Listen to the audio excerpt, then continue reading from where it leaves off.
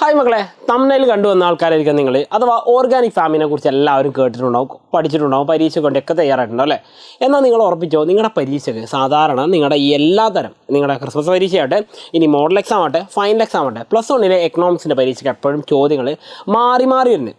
എപ്പോഴും 4 മാർക്ക് എന്നല്ല, 2 mark minimum എങ്കിലും ചോദിക്കുന്ന ചോദ്യങ്ങൾ വരുന്നൊരു ഭാഗമാണ് ഈ പറയുന്ന ഓർഗാനിക് ഫാമിംഗ്. അഥവാ ഓർഗാനിക് ഫാമിംഗ് എന്ന് പറയുന്ന സംഗതി നിങ്ങൾ കേട്ടിട്ടുണ്ടാവും അല്ലേ. നമ്മൾ മലയാളത്തിൽ ഇതിന് പറഞ്ഞ പേര് ജൈവ കൃഷി എന്നാണ് പറയുക. എന്താ പറയുക? ജൈവ കൃഷി. ഈ ജൈവ കൃഷി എന്ന് പറയുമ്പം എന്നെക്കാളും നന്നായിട്ട് നിങ്ങൾക്കറിയാം, കാരണം നിങ്ങൾ പഠിച്ചെന്ന സിലബസിൽ ഡീറ്റെയിൽ ആയിട്ട് അതിനെക്കുറിച്ച് പറയുന്നുണ്ട്. അപ്പോൾ ഞാൻ ചോദിക്കട്ടെ, എന്താണ് ഈ ജൈവ കൃഷി? ആദ്യമായിട്ട് അതിൻ്റെ ഒരു വ്യത്യാസം നിങ്ങൾ മനസ്സിലാക്കാം. സംഗതി എന്താ വെച്ചാൽ, രണ്ടിൻ്റെയും ചിത്രം ഞാനിവിടെ കൊടുത്തിട്ടുണ്ട്. ഉദാഹരണത്തിന് നമുക്ക് ഏറ്റവും കൂടുതൽ പരിചയമുള്ളതാ ഇയാളെ ആയിരിക്കും അല്ലേ. ഇയാളെ നിങ്ങൾക്ക് പരിചയമുണ്ടെന്ന് പറഞ്ഞാൽ ഇയാളുടെ പേര് ചന്ദ്രനോ ഗോപാലനോ അങ്ങനെയാണെന്നൊന്നും അല്ല പറഞ്ഞത്. ഇയാൾ ചെയ്യുന്ന പ്രവൃത്തി നമ്മളെല്ലാവരും കണ്ടിട്ടുണ്ടാവും അല്ലേ. നമ്മുടെ വീടിൻ്റെ അടുത്ത് തൊട്ടടുത്ത് ഈ പറഞ്ഞ കൃഷിയിടങ്ങളുണ്ടെങ്കിൽ അവിടെ നമ്മൾ സാധാരണ കാണുന്നൊരു കാഴ്ചയാണ് ഈ പറഞ്ഞ കാഴ്ച. എന്ത്? ഒന്നുമില്ല, കൃഷി ചെയ്യുന്ന ആൾക്കാർ അവരുടെ കീടബാധയൊന്നും വരാതിരിക്കാൻ വേണ്ടി, ആ കൃഷിയെ ബാധിക്കാതിരിക്കാൻ വേണ്ടി, ഉദാഹരണം പയറാവട്ടെ, ഇനി പാവലാവട്ടെ, പടവലങ്ങയാവട്ടെ, ഈ പച്ചക്കറികളൊക്കെ കൃഷി ചെയ്യുന്ന ആൾക്കാർ എന്ത് ചെയ്യുന്നുണ്ട്? സാധാരണ ഇങ്ങനെ കീടനാശിനികൾ തളിക്കാറുണ്ട്. ഓക്കെ, കീടനാശിനി തളിക്കാറുണ്ട്. അപ്പം അതിനെയാണ് നമ്മൾ എന്താ പറയുന്നത്, ഈ കീടനാശിനിയൊക്കെ തളിക്കുന്നത്. അത് എന്ത് കീടനാശിനിയാണ്? കീടനാശിനി. അതിനെ നമ്മൾ പറയുന്നവരാണ് കൺവെൻഷണൽ ഫാമിംഗ് അല്ലെങ്കിൽ മോഡേൺ ഫാമിംഗ് എന്നൊക്കെ പറയാറുണ്ട്. ഓക്കെ, ആധുനിക കൃഷി രീതിയാണ്. ഇവിടെ നമ്മൾ എന്താ ചെയ്യുന്നത്? കീടനാശിനിയാണ് തളിക്കുന്നത് അല്ലേ. കീടനാശിനി തളിക്കും. കീടനാശിനി മാത്രമാണോ? അല്ല. എന്താണ്? രാസവളവും ഉപയോഗിക്കും. ഈ രാസവളം, കീടനാശിനി എന്ന് പറഞ്ഞാൽ എന്താ? കെമിക്കൽ ഫെർട്ടിലൈസർ, അതേപോലെ തന്നെ പെസ്റ്റിസൈഡ്. ഓക്കെ, ഇപ്പോൾ കെമിക്കൽ പെസ്റ്റിസൈഡും കെമിക്കൽ ഫെർട്ടിലൈസറൊക്കെ ഉപയോഗിക്കുന്ന കൃഷിയാണ് ഈ പറഞ്ഞ കൺവെൻഷണൽ ഫാമിംഗ്. എന്നാൽ എൻ്റെ വലതുവശത്ത് ഞാൻ കൊടുത്തിട്ടുണ്ട്. ഇവിടെ നിങ്ങൾ കാണുന്നുണ്ട് അല്ലേ, ഒരുത്തനും അവനെ പശുവോ എന്താണെന്ന് തോന്നുന്നു, കാലി എന്തായാലും പറമ്പിൽ പുല്ല് തീറ്റിക്കുകയാണ്. ആ സമയത്ത് അയാൾ കൃഷിയും ചെയ്യുന്നുണ്ട്. അതേസമയം അതിന് വേണ്ടിയുള്ള കൃഷിക്ക് വേണ്ടിയുള്ള വളങ്ങളും കാര്യങ്ങളൊക്കെ എവിടെ നിന്ന് കിട്ടുന്നത്? ഈ പശുവിൻ്റെ ചാണകം ഇതൊക്കെയാണ് ഉപയോഗിക്കുന്നത് അല്ലേ. അപ്പോൾ ചുരുക്കി പറഞ്ഞു കഴിഞ്ഞാൽ ഇത്രയേ ഉള്ളൂ. നമ്മുടെ പ്രകൃതിയിൽ നിന്ന് കിട്ടുന്ന വിഭവങ്ങൾ തന്നെ ഉപയോഗപ്പെടുത്തിക്കൊണ്ട്, ഉദാഹരണം ഈ മരത്തിൻ്റെ ചെടികളുടെ ഇലകളുണ്ടല്ലോ, ആ ഇലകൾ കൊഴിഞ്ഞു വീണതിന് ശേഷം അത് മണ്ണിലിട്ട് കഴിഞ്ഞാൽ അതെന്തായി മാറും? ഹ്യൂമസ് കണ്ടൻറ്റിലേക്ക്, അഥവാ ജൈവാംശമുള്ള കണ്ടൻറ്റായിട്ട് മാറാറുണ്ട്. അപ്പോൾ അതുപോലെ ഈ പറഞ്ഞിരിക്കുന്ന പ്രകൃതിയിൽ നിന്ന് കിട്ടുന്ന ഓരോ വസ്തുക്കൾ ഉപയോഗിച്ചുകൊണ്ട് തന്നെ കൃഷി ചെയ്യുക. അപ്പോൾ അവിടെ ഉപയോഗിക്കുന്ന വളം രാസവളമായിരിക്കുമോ? അല്ല. കീടനാശിനി ആയിരിക്കും? അല്ല.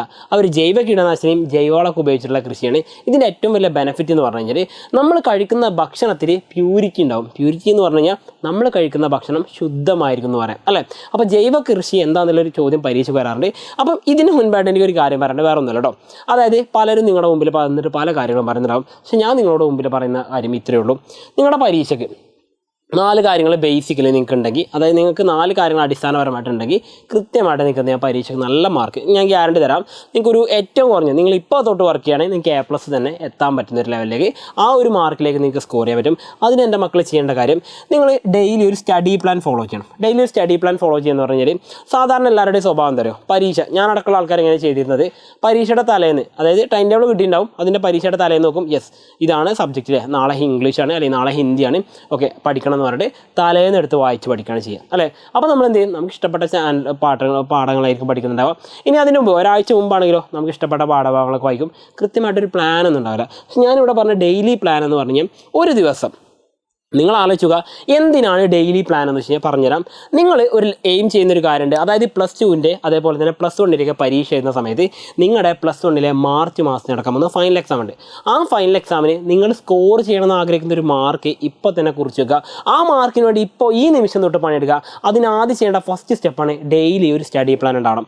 അതായത് ഒരു ദിവസം ഞാൻ എന്തൊക്കെ പഠിക്കണം, ഞാൻ ഏതൊക്കെ പാഠഭാഗങ്ങൾ പഠിക്കണം, എന്തൊക്കെ ക്വസ്റ്റ്യൻസ് ഞാൻ വർക്കൗട്ട് ചെയ്ത് നോക്കണം, അങ്ങനെ എല്ലാം ചെയ്തിട്ട് എനിക്ക് എന്തൊക്കെ ഭാഗങ്ങൾ പെൻഡിങ് കിടക്കുന്നുണ്ട് തുടങ്ങി നമ്മളെക്കുറിച്ചുള്ള കംപ്ലീറ്റ് ഒരു DNA അനാലിസിസ് പോലെ നമ്മളൊരു ഡെയിലി സ്റ്റഡി പ്ലാൻ ഉണ്ടാക്കണം. ആ ഡെയിലി സ്റ്റഡി പ്ലാനിൽ വേണം നമ്മൾ പഠിച്ച് മുന്നോട്ട് പോകാൻ. അത് ക്രിസ്മസ് പരീക്ഷയ്ക്ക് മാത്രമല്ല, ജീവിതത്തിൽ തന്നെ, നിങ്ങളുടെ ജീവിതത്തിൽ തന്നെ ഡെയിലി ഒരു പ്ലാൻ ഉണ്ടായി മക്കളെ, ഉറപ്പിച്ച് ഞാൻ പറഞ്ഞുതരാം. കൃത്യമായിട്ടുള്ള സമയത്തിൻ്റെ ഉള്ളിൽ വിജയങ്ങൾ നിങ്ങളുടെ അടുത്ത് തന്നെ ഉണ്ടാവും. വിജയം ഉണ്ടാവില്ല എന്നല്ല മറ്റുള്ളവർക്ക്, അവർക്കും വിജയം ഉണ്ടാകും. പക്ഷേ കൃത്യമായ സമയത്തിനനുസരിച്ച് ഓരോ സ്റ്റെപ്പുകൾ കയറി പോകുന്ന പോലെ നിങ്ങളുടെ മുമ്പിലേക്ക് ഓരോ വിജയങ്ങളും നിങ്ങൾ കീഴടക്കിക്കൊണ്ട് മുന്നോട്ട് പോയിക്കണമെങ്കിൽ, അല്ലെങ്കിൽ മുന്നോട്ട് പോയിക്കൊണ്ടിരിക്കണമെങ്കിൽ മക്കളെ, നിങ്ങളുടെ മുമ്പിൽ എന്തുണ്ടായിരിക്കണം? ഉറപ്പായിട്ടും നിങ്ങൾക്ക് ഒരു സ്റ്റഡി പ്ലാൻ ഉണ്ടാവണം. അത് ഡെയിലി പ്ലാനായിട്ട് മാറ്റിയിരിക്കണം. ഓക്കെ, ഓരോ ദിവസം ഞാൻ എന്ത് പഠിക്കണം, എങ്ങനെ പഠിക്കണം എന്നുള്ള കൃത്യമായ കീറി മുറിച്ചുള്ളൊരു വിശകലനം നിങ്ങൾക്ക് അവിടെ വേണം. രണ്ടാമതായിട്ട് വേണ്ടത്, ഇത് പഠിക്കുന്ന സമയത്ത് ടെക്സ്റ്റ് ബുക്ക് എന്ന് പറഞ്ഞാൽ ഒരിക്കലും നോട്ടല്ല. ടെക്സ്റ്റ് ബുക്ക് എന്ന് പറഞ്ഞാൽ ഒരിക്കലും നോട്ടല്ല. കാരണം ടെക്സ്റ്റ് ബുക്കിൽ നമ്മൾ പഠിക്കുന്ന സബ്ജക്റ്റുമായിട്ട് ബന്ധപ്പെട്ട A to Z കാര്യങ്ങൾ മാക്സിമം അതിൽ ഉൾപ്പെടുത്തിയിട്ടുണ്ടാവും.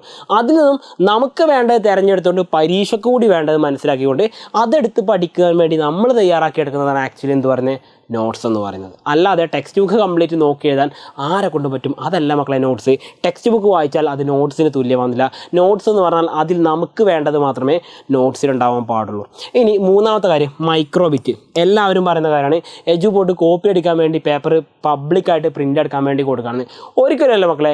ഈ മൈക്രോബിറ്റ് എന്ന് പറഞ്ഞ സംഗതി ഇതുവരെ നന്നായിട്ട് പഠിച്ച പരീക്ഷയ്ക്ക് വേണ്ടി നന്നായിട്ട് പ്രിപ്പയർ ചെയ്ത കുട്ടിക്ക് അവസാനം പരീക്ഷാ ദിവസം രാവിലെ അവനെടുത്ത് വായിക്കുമ്പോൾ അല്ലെങ്കിൽ അവളെടുത്ത് വായിക്കുന്ന സമയത്ത് ജസ്റ്റ് ഒരു റിവിഷൻ ചെയ്യുന്നതിന് മാത്രമായിട്ട് ഏറ്റവും നല്ല പർപ്പസ്ഫുൾ ആയിട്ടുള്ള അല്ലെങ്കിൽ അതിന് മാത്രമായിട്ട് ഉപയോഗപ്പെടുത്താൻ പറ്റുന്ന ഒരു സംഗതിയാണ് മൈക്രോബിറ്റ് എന്ന് പറയുന്നത്. ആ പറയുന്ന മൈക്രോബിറ്റ് കൊണ്ട് ആ കുട്ടിക്ക് ഏറ്റവും നന്നായിട്ട് റിവിഷൻ ചെയ്യാൻ പറ്റും. ആൻഡ് ഫൈനലി ഈ പറഞ്ഞതൊക്കെ നിങ്ങൾക്ക് എവിടെ കിട്ടും? ലൈവിൽ കിട്ടും. എവിടെ കിട്ടും? എജുപോർട്ടിൻ്റെ ലൈവ് ക്ലാസ്സുകൾ നിങ്ങൾക്ക് ഇത് കിട്ടാറുണ്ട്. അപ്പോൾ മക്കളെ ഇതെല്ലാം കിട്ടണമെങ്കിൽ ഒരൊറ്റ വഴിയുള്ളൂ. ഈ 4 ഒന്നിച്ച് ആകെ ഒരൊറ്റ ചോയ്സിലേ നിങ്ങൾക്ക് കിട്ടുള്ളൂ. അത് വേറെ എവിടെയല്ല, എജുപോർട്ടിൻ്റെ ഈ പറഞ്ഞിരിക്കുന്ന +1 ക്രിസ്മസ് എക്സാമിന്. ഒന്നുകൂടി പറയുന്നു, എജുപോർട്ടിൻ്റെ +1 ക്രിസ്മസ് എക്സാമിന് വേണ്ടിയുള്ള സ്റ്റഡി ഗ്രൂപ്പ് ഉണ്ട്. എന്തുകൊണ്ടാണ് ഇങ്ങനെ സെപ്പറേറ്റ് സ്റ്റഡി ഗ്രൂപ്പ് എന്ന് വെച്ചാൽ അതിൻ്റെ കാരണം കൂടി ഞാൻ പറയാം. ഇതില്ലാതെ മുന്നോട്ട് പോകുക. ഓക്കെ, ഇതില്ലാതെ മുന്നോട്ട് പോകുക എന്ന് പറഞ്ഞാൽ കൃത്യമായിട്ട് ഒരുപാട് ഗ്രൂപ്പിൽ ഒരുപാട് മെസ്സേജ് വരുമ്പോൾ നിങ്ങൾക്ക് അത് മിസ്സായി പോകും. പക്ഷേ ഇവിടെ നമ്മുടെ എക്സാമുമായിട്ട് ബന്ധപ്പെട്ട എല്ലാ കാര്യങ്ങളും മാത്രമേ ഉണ്ടാവുള്ളൂ. ഈ 4 കാര്യങ്ങളും എക്സാമും അത് മാത്രമേ ഉള്ളൂ. അങ്ങനെ ആകെ 5 കാര്യങ്ങൾ നിങ്ങളുടെ മുമ്പിലേക്ക് എത്തിക്കാൻ വേണ്ടി മാത്രമാണ് ഈ സ്റ്റഡി ഗ്രൂപ്പിൽ. അപ്പോൾ അതിന് ചെയ്യേണ്ട കാര്യം ഈ സ്റ്റഡി ഗ്രൂപ്പിൽ ജോയിൻ ചെയ്യാൻ നിങ്ങൾക്ക് അവിടെ ലിങ്ക് തൊട്ട് താഴെ കാണാം. കൂടുതൽ ഞാനൊന്നും പറയുന്നില്ല, നമ്മുടെ ക്വസ്റ്റ്യൻ്റെ ബാക്കി ഭാഗം. ഓക്കെ, അപ്പോൾ ഓർഗാനിക് ഫാമിംഗ് എന്ന് പറഞ്ഞാൽ നിങ്ങൾക്കറിയാം ജൈവ കൃഷിയാണല്ലേ. പരീക്ഷയ്ക്ക് ചോദ്യം വരുന്നൊരു ഭാഗമാണ്, പഠിച്ചു വെച്ചോളാം. ജൈവ കൃഷി എന്ന് പറഞ്ഞാൽ എന്താണ്? പ്രൊഡക്ഷനാണ് അവിടെ നടത്തുന്നത്. ഫുഡ് ഐറ്റംസ് ആണ് മെയിനായിട്ട്. പ്രൊഡക്ഷൻ ഓഫ് ഫുഡ് ഗ്രെയിൻസ് അല്ലെങ്കിൽ production of food items naturally എന്ന് വെച്ച് കഴിഞ്ഞാൽ പ്രൊഡ്യൂസിങ് ഫുഡ് നാച്ചുറലി എന്ന് പറഞ്ഞാൽ ജൈവപരമായിട്ട് അഥവാ പ്രകൃതിയിൽ നിന്ന് കിട്ടുന്ന വസ്തുക്കളെ ഉപയോഗിച്ചുകൊണ്ട് ഉൽപ്പാദനം നടത്തുന്ന പരിപാടിക്ക് പറഞ്ഞവരാണ് ജൈവ കൃഷി എന്ന് പറയുന്നത്. ഇനി അടുത്തൊരു കാര്യം ശ്രദ്ധിക്കുക, ഇവിടെ എന്തില്ല? Genetically modified organism. നിങ്ങൾ മുൻപ് കേട്ടിട്ടുണ്ടാവും ഈ BT വഴുതനങ്ങ എന്നൊക്കെ പറഞ്ഞിട്ട് കേട്ടിട്ടുണ്ടോ? അതായത് ജനറ്റിക്കലി മോഡിഫൈ ചെയ്ത ക്രോസ് ആയിട്ട് വെച്ചിട്ടുള്ള, അതപ്പോൾ നമ്മൾ പറയാറുണ്ട് ഈ പറഞ്ഞ കടയിൽ നിന്നൊക്കെ വാങ്ങുന്ന ചെടികൾ എന്ന് പറയില്ലേ, അതേപോലെ തന്നെ നമ്മൾ ജനറ്റിക്കലി മോഡിഫൈ ചെയ്ത അഥവാ ജനിതക മാറ്റം വരുത്തിയ വിത്തുകളൊക്കെ ഉപയോഗിക്കാതെ സാധാരണ നാച്ചുറലി ഉള്ള വിത്തുകൾ ഉപയോഗിച്ചുകൊണ്ടും അതുപോലെ കെമിക്കൽ ഫെർട്ടിലൈസർ ഉപയോഗിക്കാതെ സിന്തറ്റിക് എന്ന് പറഞ്ഞാൽ നമ്മൾ മനുഷ്യനിർമ്മിതമായിട്ടുള്ള അഥവാ കൃത്രിമമായിട്ട് നമ്മൾ ഉണ്ടാക്കുന്ന യാതൊരുവിധ വളങ്ങളും ഉപയോഗിക്കാതെ ജൈവ വളങ്ങളും ജൈവ കൃഷി മാത്രമേ ഉപയോഗിക്കുന്നുള്ളൂ അവിടെ സംഭവം. ഓക്കെ, ഇനി ആ ഒരു കാര്യം നിങ്ങൾ മനസ്സിലാക്കുക. ഈ ജൈവ കൃഷിയുടെ ഏറ്റവും വലിയ ഇമ്പാക്റ്റാണ് ഇവിടെ പ്രകൃതിയിൽ യാതൊരുവിധ ദോഷവും ഉണ്ടാക്കുന്നില്ല. അതാണ് പറഞ്ഞത് it has 0 impact on environment എന്ന് പറഞ്ഞത്. പരിസ്ഥിതിയിൽ ഒരു ആഘാതവും പോലും ഉണ്ടാക്കുന്നില്ല എന്ന് മാത്രമേ നിങ്ങൾ മനസ്സിലാക്കേണ്ടുള്ളൂ. അടുത്ത കാര്യം എന്ന് പറഞ്ഞാൽ നമ്മുടെ സുസ്ഥിര വികസനത്തിന് അഥവാ സസ്റ്റൈനബിൾ ഡെവലപ്മെൻറ്റ് എന്ന് പറഞ്ഞാൽ നമുക്കൊരു ചാപ്റ്റർ പഠിക്കാറുണ്ട്. അതിൽ ഏറ്റവും കൂടുതൽ നമുക്ക് അനുയോജ്യമായ മാർഗ്ഗം കൂടി എന്താണ്? ജൈവ കൃഷിയാണ്. കാരണം ഇവിടെ പരിസ്ഥിതിയെ ദ്രോഹിക്കുന്നില്ല. പരിസ്ഥിതിയിലുള്ള മറ്റെന്ത് ജന്തുജാലങ്ങളെയും വസ്തുക്കളെയും ഒന്നും ദ്രോഹിക്കാതെയുള്ള കൃഷി രീതിയാണ്. നമുക്ക് വേണ്ടി മാത്രമല്ല മറ്റുള്ളവർക്ക് കൂടി വേണ്ടിയിട്ടാണ് ഈ ഭൂമിയിൽ ജീവിക്കുന്ന എന്ന ഉത്തമ ബോധത്തോടു കൂടിയിട്ടാണ് ജൈവ കൃഷി മുന്നോട്ട് പോകുന്നത്. അപ്പോൾ ആ ഒരു കാര്യം ശ്രദ്ധിക്കാം. ഇനി നിങ്ങൾക്ക് പരീക്ഷയ്ക്ക് ചോദിക്കുന്ന ചോദ്യമാണ് ജൈവ കൃഷിയുടെ നേട്ടങ്ങൾ. ഓരോന്നായിട്ട് പോയിന്റ്സുകൾ ഇവിടെ സെൻറ്റൻസ് ആയിട്ട് കൊടുത്തിന്, പക്ഷേ പോയിന്റ്സ് മാത്രം ഞാൻ പറയാം, നോക്കി വെച്ചോളൂ. ഒന്നാമത്തെ കാര്യം എന്ന് പറയുന്നത് നമ്മുടെ ചെലവേറിയ കൃഷി രീതികൾ ഒഴിവാക്കാം. ഒന്നാമത് ചെലവേറിയ കൃഷി രീതി. ഈ പറയുന്ന രാസവളങ്ങളും രാസകീടനാശിനിയൊക്കെ വാങ്ങാൻ ഒരുപാട് രൂപ ചിലവുണ്ട്. അതുപോലെ തന്നെ ഈ പറഞ്ഞ വിത്തുകൾക്കൊക്കെ ഭയങ്കര വിലയാണ്. പക്ഷേ ജൈവ കൃഷിക്ക് ഇത്രയും ചിലവുള്ള കാര്യങ്ങളൊന്നുമില്ല, ചിലവ് കുറവാണ്. ഒന്നാമത്തെ കാര്യം. രണ്ടാമത്തെ കാര്യം, ഈ പറഞ്ഞിരിക്കുന്ന ഇൻകം ജൈവ കൃഷി വഴി കിട്ടുന്ന അഥവാ ഓർഗാനിക് പ്രോഡക്റ്റിന് മാർക്കറ്റുകൾ ഭയങ്കരമായിട്ട് വളർന്നുകൊണ്ടിരിക്കുകയാണ്. അതായത് ജൈവ കൃഷി വഴി കിട്ടുന്ന ഉൽപ്പന്നം അഥവാ ജൈവ ഉൽപ്പന്നം ഓർഗാനിക് പ്രോഡക്റ്റുകൾക്ക് ഭയങ്കരമായിട്ട് മാർക്കറ്റ് ഉണ്ട്. എക്സ്പോർട്ട് ക്വാളിറ്റിയിൽ ഒരുപാട് ആൾക്കാരും മിക്ക രാജ്യങ്ങളും ഡിമാൻഡ് ചെയ്യുന്നത് ജൈവ ഉൽപ്പന്നങ്ങൾ കുറിച്ച് അഥവാ ജൈവ കൃഷി വഴി കിട്ടിയത്. അപ്പോൾ എക്സ്പോർട്ട് വഴി ഒരുപാട് വരുമാനം കിട്ടാനുള്ള വലിയൊരു മാർഗ്ഗമായിട്ട് നമുക്ക് ജൈവ കൃഷി ഇനിയും ഉപയോഗപ്പെടുത്താവുന്നതാണ്. അപ്പോൾ എക്സ്പോർട്ട് വഴി വരുമാനം കിട്ടാനുള്ള മറ്റൊരു മാർഗ്ഗമാക്കാം. അടുത്തത് മൂന്നാമതായിട്ട് പറഞ്ഞത് ഇറ്റ് പ്രൊവൈഡ് ഹെൽത്തി ഫുഡ്. അതാണ് ഏറ്റവും പ്രധാനപ്പെട്ട കാര്യം. ആളുകൾ എന്തിനാ ഈ പറഞ്ഞ ഓർഗാനിക് ഫുഡിൻ്റെ പിന്നാലെ പോകുന്നത് വെച്ചാൽ ഒരൊറ്റ കാര്യമുള്ളൂ, അവിടെ എന്ത് കിട്ടും? ഏറ്റവും ജനിതകപരമായിട്ട് ഒരു മാറ്റം വരുത്താതെ ഏറ്റവും ശുദ്ധമായിട്ടുള്ള ഏറ്റവും ഹെൽത്തി ആയിട്ടുള്ള ഫുഡാണ് നിങ്ങൾക്ക് അവിടെ കിട്ടുന്നത്. അല്ലാതെ അതിൽ കെമിക്കൽസും സിന്തറ്റിക് ആയിട്ടുള്ള ഒരു സാധനം അതിൽ ചേരുന്നില്ല. ജൈവ കൃഷി ആയതുകൊണ്ട് അതിൽ യാതൊരുവിധ പ്രശ്നങ്ങളും വരുന്നില്ല. അതുകൊണ്ടാണ് ഹെൽത്തി ഫുഡാണ് അവിടെ കിട്ടുന്നത്. ഇനി നാലാമതായിട്ട് പറഞ്ഞത് it provides more employment opportunities. ഏറ്റവും പ്രധാനപ്പെട്ട കാര്യം കൂടുതൽ ആളുകൾക്ക് ജോലി കിട്ടുന്നുണ്ട്. എന്താ കാരണം എന്ന് ഞാൻ പറഞ്ഞുതരാം. സാധാരണ കൃഷി ചെയ്യുമ്പം ഒരു മെഷീൻസൊക്കെ വെച്ചിട്ടാണ് നമ്മൾ കൃഷി ചെയ്യാറില്ലേ. പക്ഷേ ജൈവ കൃഷിയിലെല്ലാം മിക്കവാറും ആളുകൾ തന്നെയാണ് ചെയ്തു തീർക്കാറില്ല. അതുകൊണ്ട് കൂടുതൽ ആളുകൾക്ക് തൊഴിലവസരം കൊടുക്കാൻ എവിടെ സാധിക്കും? ജൈവ കൃഷിയിൽ സാധിക്കുന്നതാണ്. ഇനി അഞ്ചാമതായിട്ടൊരു കാര്യം കൂടി പറയാനുണ്ട്. ഓർഗാനിക് ഫുഡ് എന്ന് പറയുന്നത് ഒരു പെസ്റ്റിസൈഡ് ഫ്രീ ആണ്. പെസ്റ്റിസൈഡ് ഫ്രീ എന്ന് പറഞ്ഞാൽ എന്താണ്, ഈ പറഞ്ഞ രാസവസ്തുക്കളും കീടനാശിനിയൊക്കെ ചേർത്ത്, കീടനാശിനി നമ്മൾ പറഞ്ഞതാണ് പെസ്റ്റിസൈഡ്. അപ്പോൾ കീടനാശിനി ഇല്ലാത്തതുകൊണ്ട് തന്നെ ഏറ്റവും ശുദ്ധമായിട്ടുള്ള രൂപത്തിലാണ് നിങ്ങൾക്ക് മനസ്സിലാക്കാം. And environmentally sustainable way. Okay, നിങ്ങളത് മനസ്സിലാക്കാം. സസ്റ്റൈനബിൾ ഡെവലപ്മെൻറ്റിനെ സഹായിക്കുന്നതും അതുപോലെ എൻവയോൺമെൻറ്റ് പ്രൊട്ടക്ഷൻ അഥവാ പരിസ്ഥിതി സംരക്ഷണത്തൊക്കെ സഹായിക്കുന്ന കൃഷി രീതിയാണ് ഈ പറഞ്ഞത്. എന്നാൽ അതിന് കുറച്ച് പോരായ്മകൾ കൂടിയുണ്ട്. എന്തായാലും ഏത് കാര്യത്തിലും അങ്ങനെയാണല്ലേ, നല്ലതും ഉണ്ടാവും ദോഷം ഉണ്ടാവും. പക്ഷേ ഇതിൻ്റെ ദോഷങ്ങളെ ആക്ച്വലി നമുക്ക് നല്ലതാക്കി മാറ്റാൻ പറ്റുന്ന കാര്യമാണ്. ഓരോന്നായിട്ട് വായിച്ചു നോക്കാം. നമുക്ക് ഫസ്റ്റ് വേണം നോക്കിക്കോളും. ഒന്നാമതായിട്ട് പറഞ്ഞത് ഭയങ്കര കെയർ കൊടുക്കണം. അതായത് ഒരുപാട് കെയർ കൊടുത്താൽ മാത്രമേ ഇത് വളർന്നു വരും. കാരണം എന്താ പറയുക, ഈ കീടനാശിനി രാസവളമൊക്കെ ഇട്ട് കൊടുത്ത സാധനങ്ങൾ പെട്ടെന്ന് വളർന്നു വരും. പക്ഷേ ഇവിടെ എന്താണ്, ഓരോന്ന് നമ്മുടെ അച്ഛനും അമ്മയും നമ്മളെ വളർത്തിയ പോലെ കൈകാല് വളർന്നിട്ടുണ്ടോ നോക്കിയതുപോലെ അവരങ്ങനെ വളർത്തിയതുപോലെ നമ്മൾ അത്രയും കെയർ കൊടുത്തിട്ട് വേണം ഇവിടെ കൃഷി ചെയ്യാൻ. അപ്പോൾ അത്രയും നന്നായിട്ട് കെയർ ചെയ്യണം. അതൊരു പ്രശ്നമാണ്. രണ്ടാമത്തെ കാര്യം എന്ന് പറയുന്നത് ഓർഗാനിക് ഫാമിങ്ങിന് എന്തുണ്ട്, ഇതിപ്പോഴും ആൾക്കാർക്കിടയിൽ പോപ്പുലറൈസ് ആയിട്ടില്ല. അതിൻ്റെ കാരണം എന്താ പറയുക, ഞാൻ പറഞ്ഞു തന്നിട്ട് എൻ്റെ മക്കളോട്.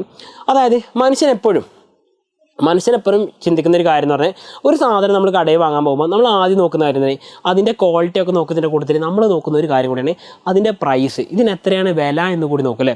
ഇതിൻ്റെ വില എന്തിനാണ് നമ്മൾ നോക്കുന്നത്, നമ്മുടെ കൈവശമുള്ള ഇംഗത്തിന് കൊക്കിലോ തുങ്ങുന്നതാണോ നമ്മൾ കൊത്തുന്നതെന്ന് അറിയാൻ വേണ്ടി മാത്രമാണ്. എങ്കിൽ നിങ്ങളൊരു കാര്യം മനസ്സിലാക്കാം, ആ ഒരു ചിന്താഗതിയോട് കൂടി നമ്മൾ ജീവിക്കുന്നതുകൊണ്ടാണ്, അഥവാ നമ്മുടെ കൈവശം റിച്ച് ആയിട്ടുള്ള ആൾക്കാർ മാത്രമേ ഇപ്പോൾ ഓർഗാനിക് ഫാമിങ്ങിൻ്റെ പിന്നാലെ പോകുന്നുള്ളൂ. കാരണം എന്താ, അവരുടെ കൈവശം ക്യാഷ് ഉണ്ട്, അവർക്ക് ഇത് വാങ്ങാം, നമ്മളെ കൊണ്ട് കഴിയില്ലല്ലോ, അതുകൊണ്ട് നമ്മൾ ഓർഗാനിക്കിൽ നിന്ന് പിന്നാലെ പോകേണ്ട, നമ്മൾ സാധാരണ സിന്തറ്റിക് ആയിട്ടുള്ള അതിൻ്റെ പിന്നാലെ പോയാൽ മതി എന്ന മൈൻഡ് സെറ്റ് നമ്മൾ മാറ്റണം. അതായത് ഈ പറഞ്ഞ ഓർഗാനിക് ഫാമിലെ നേട്ടങ്ങൾ, അല്ലെങ്കിൽ ഇതുകൊണ്ട് കർഷകർക്കും അത് ഉപയോഗിക്കുന്ന ആളുകൾക്കുണ്ടാകുന്ന നേട്ടങ്ങൾ കൃത്യമായിട്ട് പോപ്പുലറൈസ് ചെയ്യണം. അതിപ്പോഴും ആൾക്കാർക്കിടയിൽ പോപ്പുലർ ആയിട്ടില്ല. അതാണ് ഏറ്റവും വലിയ പ്രശ്നം. ഇനി അടുത്ത മറ്റൊരു കാര്യം പറഞ്ഞത് നെഗറ്റീവായിട്ടുള്ളൊരു കാര്യം തന്നെയാണ് പറഞ്ഞത്, ഇതിന് കൃത്യമായിട്ട് എന്ത് വേണം, ഇൻഫ്രാസ്ട്രക്ചർ വേണം, അഥവാ അടിസ്ഥാന സൗകര്യം. ഓക്കെ, അടിസ്ഥാന സൗകര്യങ്ങളും അതോടൊപ്പം മാർക്കറ്റിംഗ് ഫെസിലിറ്റീസും വേണം. ഇതൊന്നുമില്ല. നിലവിൽ പറഞ്ഞാൽ മാർക്കറ്റിംഗ് ഫെസിലിറ്റീസ് വളരെ കുറവാണ്. എങ്കിലും ഇപ്പോൾ കുറേയൊക്കെ വളർന്നു വരുന്നുണ്ട്. വാട്സപ്പ് വഴിയും ഇൻസ്റ്റാഗ്രാം വഴിയൊക്കെ ജൈവ കൃഷി വഴിയുള്ള പ്രൊഡക്റ്റുകൾ വാങ്ങാനൊക്കെ ആൾക്കാർ ഇപ്പോൾ ഒരുപാടുണ്ട്. അപ്പോൾ ഈ പറഞ്ഞ ഇൻഫ്രാസ്ട്രക്ചർ, അടിസ്ഥാന സൗകര്യങ്ങളും ഇതിന് വേണ്ട അടിസ്ഥാന സൗകര്യങ്ങളും മാർക്കറ്റിംഗ് സൗകര്യങ്ങളും ഇപ്പോഴും വളർന്നിട്ടില്ല എന്നുള്ള കാര്യം ശക്തമായിട്ട് നമുക്ക് പറയാൻ പറ്റുന്നതാണ്. മറ്റൊരു കാര്യം എന്ന് പറയുന്നത്, ഇതിന് പുറമേയായിട്ട് ഈൽഡ്, ഇവിടെ നിന്ന് കിട്ടുന്ന വിളവ്, ഓക്കെ, ജൈവ കൃഷിയിൽ നിന്ന് കിട്ടുന്ന വിളവ് എന്തായിരിക്കും, അത് വളരെ കുറവായിരിക്കും. നമ്മൾ ഈ പറഞ്ഞ കെമിക്കലായിട്ട് ഉണ്ടാക്കുന്നതിനൊക്കെ എന്താണ്, എൻ്റെ ഉമ്മ എപ്പോഴും പറഞ്ഞ കാര്യമാണ്, ടേസ്റ്റുള്ള ഭക്ഷണം പുറത്തുനിന്ന് കഴിച്ചാൽ ഉമ്മ പറയും അത് അവർ കെമിക്കൽ ഇട്ടിട്ടാണെന്ന് പറയും. ഓക്കെ, അതിനർത്ഥം വീട്ടിലുണ്ടാക്കുന്ന ഫുഡ് ടേസ്റ്റ് ഇല്ല, ഉമ്മനോട് പറഞ്ഞ ഉമ്മ പറയുന്ന കാര്യമാണ്.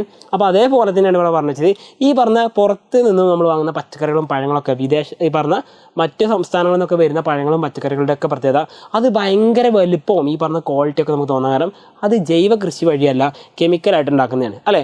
പക്ഷേ ഈ പറഞ്ഞിരിക്കുന്ന ജൈവ കൃഷി വഴി കിട്ടുന്ന ഉൽപ്പന്നങ്ങൾക്ക് എന്തായിരിക്കും, അതിൻ്റെ അളവ് കുറച്ച് കുറവായിരിക്കും. ഓക്കെ, അതാണ് പ്രത്യേകത. ക്വാണ്ടിറ്റി കുറച്ച് എന്തായിരിക്കും, കുറവായിരിക്കും എന്ന് പറയുന്നത്.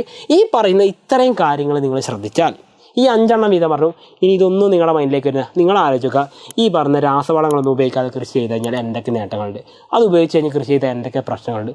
ഇത്രയേ ഉള്ളൂ. ഈ സംഭവം ആലോചിച്ച് പരീക്ഷയ്ക്ക് എഴുതി കഴിഞ്ഞാൽ കൃത്യമായിട്ട് അതിൻ്റെ മാർക്ക് കിട്ടും. അപ്പോൾ വീണ്ടും പുതിയൊരു വീഡിയോ ആയിട്ട് കാണുന്നതായിരിക്കും. വൺസ് അഗൈൻ ഇറ്റ്സ് മീ സെൽഫ് സബീൻ സൈനിങ് ഔട്ട് ഫ്രം എജ്ബോർഡ്. Happy learning all.